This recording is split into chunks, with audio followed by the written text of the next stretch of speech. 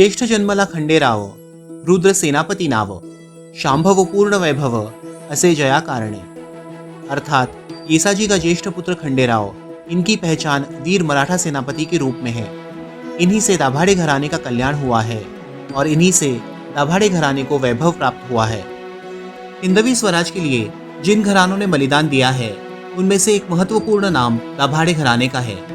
इस घराने के येसाजी दाभाडे शिवाजी महाराज के अंगरक्षक और सबसे विश्वसनीय व्यक्तियों में से एक थे। उनके पुत्र खंडेराव ने अपने पराक्रम से उत्तर हिंदुस्तान में कई लड़ाइयां जीतकर वहां स्वराज का भगवा लहराया। खंडेराव की पत्नी उमाबाई दाभाडे एक वीरांगना और पहली महिला सरसेनापति थी।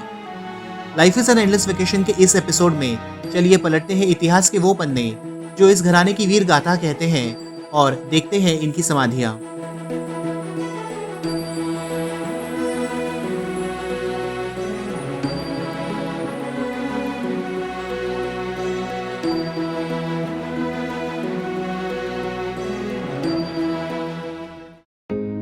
मावळ तालुका में पुणे से 35 किलोमीटर दूर है तळेगाव दाभाडे। यहाँ के राजवाड़ा क्षेत्र में बनेश्वर मंदिर के पास है सरदार खांडेराव, श्रीमंत उमाबाई और दाभाडे घराने के अन्य वीरों की समाधियां। जब हम यहाँ पहुंचते हैं तो हमें आकर्षित करता है बनेश्वर मंदिर का शांत और सुंदर परिसर। मंदिर के सामने है एक पुराना बारव यानी स्टेप वेल, जहाँ चारों ओर से उतरने के लिए स्टेप्स बनाई गई है। कहते हैं इसका पानी औषधि था और यहाँ स्नान करके त्वचा रोग से मुक्ति मिलती थी, लेकिन अब ये पानी दूषित हो गया है। इस स्टेपवेल में बाई ओर मंदिर जैसी बनावट है। शायद पुराने जमाने में यहाँ एक मंदिर हुआ करता था, लेकिन अब ये जगह खाली है। यहाँ से बनेश्वर मंदिर के अलग ही नजारे हमें देखने को मिलते हैं। मंदिर के सामने 4 स्तंभों पर टिका हुआ एक सुंदर नंदी मंडप है। मंदिर के द्वार पर सुंदर नक्काशी की गई है और यहाँ हमें 2 शरभ शिल्प दिखाई देते हैं। मंदिर में प्रवेश करते हैं तो यहाँ हमें 16 स्तंभ दिखाई देते हैं।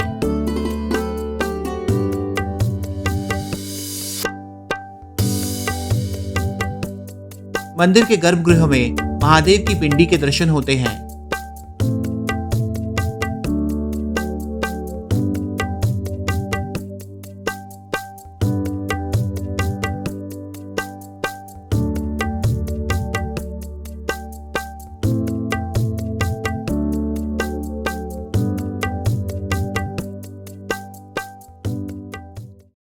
शिवजी के दर्शन करके अब हम चलते हैं सरदार खांडेराव दाभाडे की समाधि की ओर। छत्रपति संभाजी महाराज की मृत्यु के बाद मुगलों ने उनकी पत्नी महारानी येसुबाई को कैद किया था। उनको मुगलों की कैद से छुड़ाने के लिए सरदार खांडेराव ने प्रमुख भूमिका निभाई थी। राजाराम महाराज को जिंजी तक पहुंचाने और वापस लाने में भी उनका महत्वपूर्ण योगदान था। सन 1700 और 1707 के दरमियान सरदार खांडेराव दाभाडे ने अन्य मराठा सरदारों के साथ नर्मदा पार मुगलों के राज्य में आतंक मचाया। इस दौरान उन्होंने कई लड़ाइयों में मुगलों को धूल चटाई और गुजरात में भगवा लहराया। उनके शौर्य से खुश होकर शाहू महाराज ने सन 1717 में उन्हें सर सेनापति का मान दिया और तळेगाव के साथ साथ 13 गांवों की सर पाटिल की भी दी। 38 वर्ष स्वराज को समर्पित करने के बाद सन 1929 में उन्होंने जब देह त्याग किया, तब उनकी पत्नी उमाबाई ने यहाँ उनकी समाधि बनाई। लाल पत्थर में छोटे मंदिर स्वरूप में ये समाधि बनाई गई है। समाधि में एक छोटा शिवलिंग स्थापित है और चबूतरे पर पौराणिक प्रसंग प्रतिमाओं के रूप में अंकित है। महाभारत के युद्ध में चक्रव्यूह में फंसे हुए अभिमन्यु का शिल्प बहुत ही आकर्षक है। इसके अलावा शेषशायी विष्णु, शरभ, माखन पिलोती हुई स्त्री, मराठों के युद्ध के प्रसंग और कई अन्य आकर्षक शिल्प यहाँ हमें देखने को मिलते हैं। ये सुंदर शिल्प हमें अलग ही दुनिया में ले जाते हैं।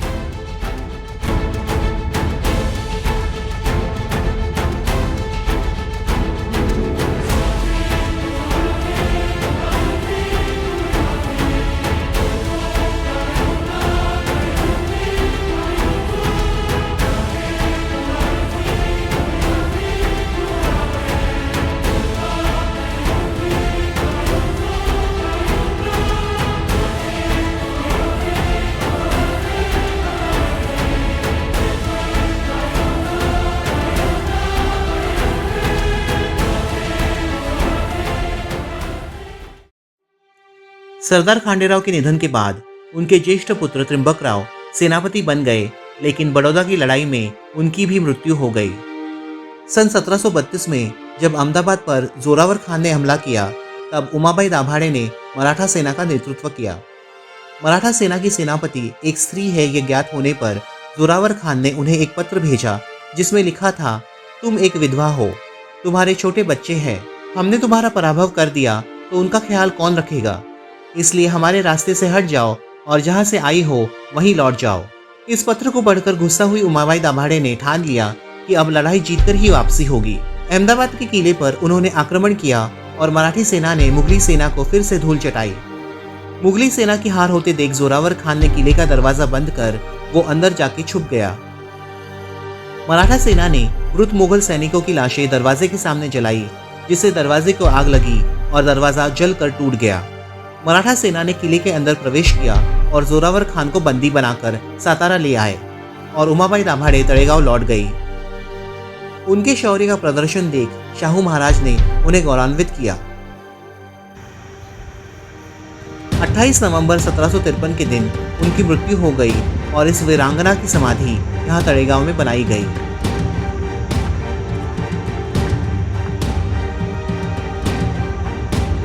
तो कैसे लगी आपको आज की हमारी ये डेस्टिनेशन? कमेंट्स में हमको जरूर बताना। वीडियो पसंद आई हो तो लाइक कर देना और जितना ज़्यादा हो सके उतना शेयर कर देना। चैनल पे नए हो तो सब्सक्राइब करना ना भूलना। तो आज के लिए बस इतना ही, फिर मिलेंगे अगले एपिसोड में एक और धमाकेदार लोकेशन के साथ। तब तक life is an endless location के साथ जुड़े रहे, मुस्कुराते रहे और अपनी ज़िंदगी ऐसे जिए जैसे वो एक लंबी छुट्टी हो।